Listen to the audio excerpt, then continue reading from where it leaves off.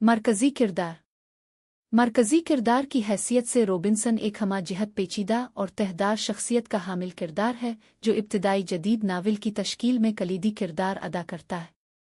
वो न सिर्फ इनफरादी खुदी की नुमाइंदगी करता है बल्कि इस्तेमार सरमायादाराना तरक्की, मजहब और इंसानी बका जैसे मौज़ूआत की अलामत भी बन जाता है। डैनियल डीफो ने इस किरदार को इस अंदाज में तश्कील दिया है कि वो एक तरफ तो मगरबी इंसान के उरूज, जुस्तजू, खुद इन्हिसारी और फितरत पर काबू पाने के रुझान की अक्कासी करता है, और दूसरी जानिब तन्हाई, खौफ, गुनाह और तौबा जैसे बातनी कशमकश से भी दो चार दिखाई देता है। रॉबिन्सन का सफ़र एक मुहिम जो नौजवान की नाफरमानी से शुरू होता है, जो वालिदैन की मर्जी के खिलाफ समंदरी सफ़र इख्तियार करता है। इसका ये अमल महज जुग़राफियाई नहीं बल्कि रूहानी, नफसियाती और तहज़ीबी सफ़र में बदल जाता है। वो हादसाती तौर पर एक वीरान जजीरे पर तन्हा पहुंचता है जहां वो सिर्फ जिस्मानी बका ही नहीं बल्कि ज़हनी और रूहानी इर्तिका के अमल से भी गुजरता है। जजीरे पर उसकी ज़िंदगी एक तरह का तहज़ीबी तजर्बा बन जाती है जहां वो फितरत को काबू में लाता है, अपनी ज़रूरियात पूरी करता है और वक्त के साथ एक ऐसा निज़ामी हयात कायम करता है जो एक लिहाज से यूरोपी तहज़ीब की अलामती तश्कील है। रॉबिन्सन के किरदार में ये तज़ाद नुमायाँ है कि एक तरफ वो फ़र्द की हैसियत से अपनी दाखिली सलाहियतों पर इन्हिसार करते हुए ज़िंदा रहता है, जबकि दूसरी तरफ इसकी सोच और अमल में यूरोपी नौआबादियाती ज़हनियत का अक्स नज़र आता है, ख़ास तौर पर जब वो जजीरे में फ़राइडे जैसे मकामी बाशिंदे के साथ आका और ग़ुलाम का रिश्ता कायम करता है। इससे ज़ाहिर होता है कि रॉबिन्सन का किरदार महज बका का मॉडल नहीं बल्कि इस दौर के साम्राज्य और तहज़ीबी बयानिए का नुमाइंदा भी है। रॉबिन्सन का ताल्लुक़ ईसाई अखलाकियात से भी गहरा है। वो जजीरे पर तन्हाई और मुसीबत को अपने इब्तिदाई गुनाह यानी वालिदैन की नाफरमानी की पादाश में दी गई सज़ा समझता है और रफ्ता रफ्ता तौबा और मजहबी शऊर की तरफ माइल होता है।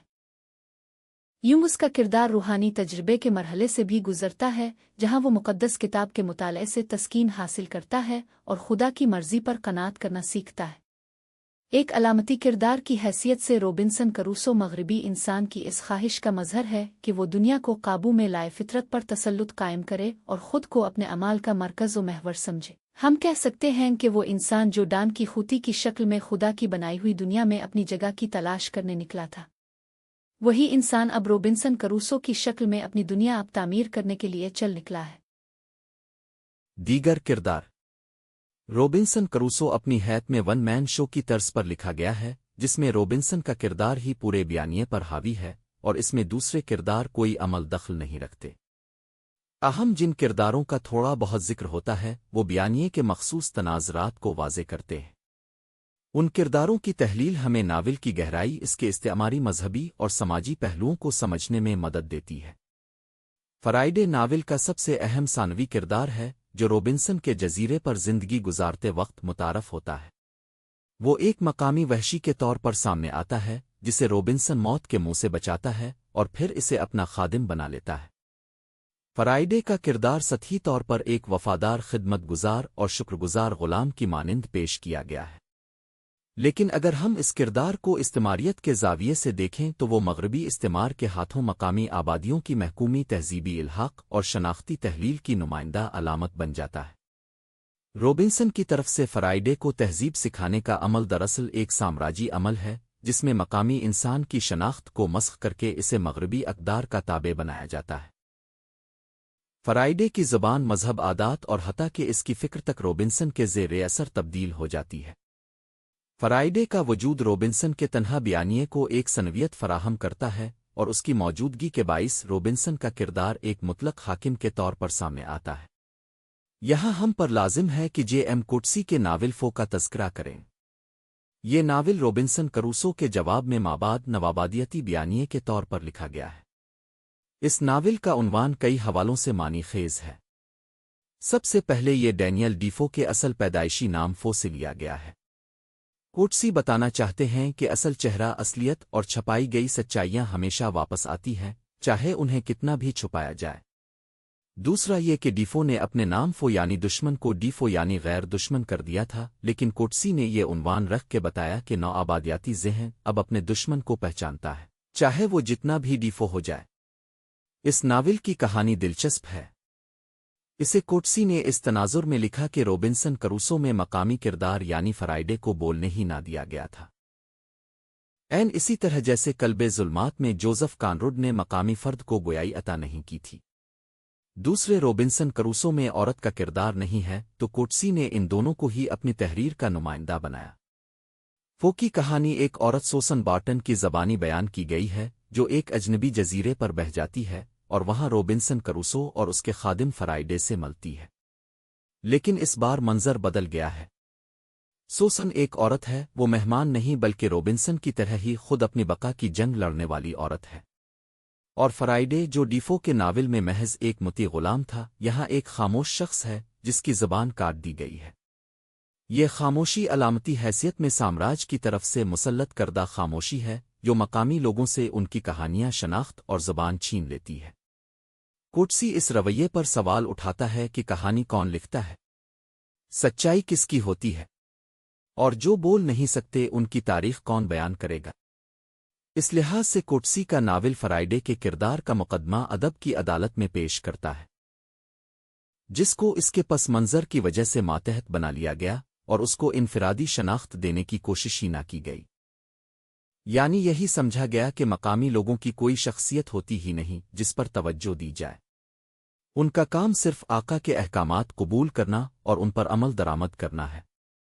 وہ نہ صرف روبنسن کروسو کی تنقیدی بازگشت ہے بلکہ وہ نوآبادیاتی بیانیے کی بنیادی ساخت پر ایک ادبی اعتراض ہے۔ یہ ناول قاری کو مجبور کرتا ہے کہ وہ یہ سوچے کہ کون سے لوگوں کی آوازیں چھین لی گئیں اور تاریخ میں کس کو نمایاں کیا گیا۔ کوٹسی کے اس کام نے فرائیڈے کو روشنی میں لا کر نوآبادیاتی ذہنیت کو بے نقاب کر دیا ہے۔ فرائیڈے کے بعد دوسرا انسانی کردار روبنسن کے والد کا ہے۔ یہ کردار اگرچہ عملی طور پر کہانی میں بہت کم ظاہر ہوتا ہے، لیکن اس کی موجودگی روبنسن کے ابتدائی نفسیاتی پس منظر اور معاشرتی کشمکش کی علامت کے طور پر نہایت اہم ہے۔ وہ روبنسن کو درمیانی راہ اختیار کرنے کی نصیحت کرتا ہے، یعنی زندگی میں افراط و تفریط سے بچنے کی، مگر روبنسن اس مشورے کو نظر انداز کر کے مہم جوئی اور خود اختیاری کا راستہ اختیار کرتا ہے۔ والد کا یہ کردار دراصل اقلیت، تجربے اور سماجی توازن کا نمائندہ ہے، جبکہ روبنسن اس کے برعکس جذبہ ضد اور ذاتی آزادی کی علامت بنتا ہے۔ روبنسن کی جزیرے پر تنہائی اسی نافرمانی کی علامتی سزا بن کر سامنے آتی ہے، اور ناول کے دوران روبنسن کئی بار اپنے والد کی باتوں پر پچھتاوے کا اظہار کرتا ہے۔ کپتان کا کردار جو روبنسن کو جزیرے سے نجات دلاتا ہے، تہذیبی و تمدنی استحکام اور سماجی نظام کی علامت کے طور پر سامنے آتا ہے۔ وہ ایک ایسا فرد ہے جو نظم، قیادت اور انصاف کے اصولوں پر عمل کرتا ہے اور روبنسن کے برعکس اجتماعی زندگی کا نمائندہ بنتا ہے۔ جب وہ اپنے باغی عملے کے خلاف کارروائی کرتا ہے تو روبنسن اس کی مدد کرتا ہے اور یوں دونوں مل کر جزیرے پر ایک نیا نظام قائم کرتے ہیں۔ یہ کردار ناول میں روبنسن کے انفرادی سفر کے بعد اس کی واپسی کو سماجی دائرے میں بحال کرنے کی علامت بنتا ہے۔ کپتان کے ذریعے ناول کا بیانیہ اس تصور کی طرف مائل ہوتا ہے کہ مغربی دنیا کا نظم و ضبط اور اس کا تمدنی ڈھانچہ دراصل انسان کی نجات و فلاح کی ضامن قوتیں ہیں۔ فرائیڈے کا باب بھی مختصر لیکن علامتی اہمیت کا حامل کردار ہے۔ روبنسن جب فرائیڈے کے والد کو وحشیوں کے قبضے سے بچاتا ہے تو وہ بھی روبنسن کا شکر گزار ہو کر اسی نظامی تابع داری کا حصہ بن جاتا ہے جس میں روبنسن کی حیثیت آقا جیسی ہے۔ اس کردار کے ذریعے مصنف یہ دکھاتا ہے کہ کس طرح مقامی آبادی نہ صرف مغربی بالادستی کو قبول کرتی ہے بلکہ اس پر خوش بھی ہوتی ہے۔ یہ کردار استعماریت کی اس تصوراتی دنیا کا حصہ ہے جہاں محکوم طبقہ اپنی محکومی کو نہ صرف تقدیر کا حصہ سمجھتا ہے بلکہ اس پر مطمئن بھی نظر آتا ہے، گویا ان کی تہذیب اور اصلاح مغرب ہی کے ذریعے ممکن ہے۔ ان کرداروں کی ساخت، زبان اور افعال ہمیں بتاتے ہیں کہ ڈینیل ڈیفو کا یہ ناول محض ایک شخص کی مہم جوئی کی داستان نہیں بلکہ اس وقت کی مغربی دنیا کے فکری اور تہذیبی بیانیے کا عکاس ہے۔ ہر کردار ایک خاص انسانی تصور، نظامی حیات اور سامراجی نقطہ نظر کی نمائندگی کرتا ہے جسے ایک تجربہ کار قاری اور محقق تہذیبی و نظریاتی تنقید کے تناظر میں بخوبی سمجھ سکتا ہے۔ اگر آپ کو یہ ویڈیو پسند آئی ہو تو ویڈیو کو لائک اور ہمارے چینل کو سبسکرائب ضرور کیجیے گا۔ اس عنایت پر ہم آپ کے بے حد ممنون ہوں گے۔